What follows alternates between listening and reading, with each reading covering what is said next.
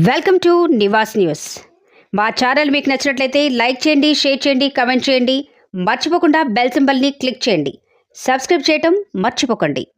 సుర్దేపల్లి school assistant suspension.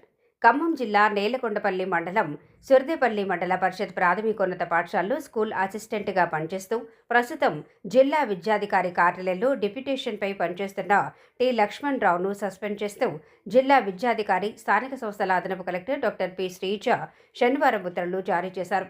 T Laxman రావు తన head quarters వదిలి కొణిజర్ల సమీపంలోని క్రాకర్స్ దుకాణానికి వెళ్లి ఇతరులతో కలిసి వాగ్వివాదం చేయడంతో పాటు అసభ్య పదజాలంతో దూషించి సీసీటీవీ కెమెరాలను ధ్వంసం చేసిన ఆరోపణలపై కొణిజర్ల పోలీస్ స్టేషన్లో క్రిమినల్ కేసు నమోదైనట్లు జిల్లా విద్యాధికారి చెప్పారు.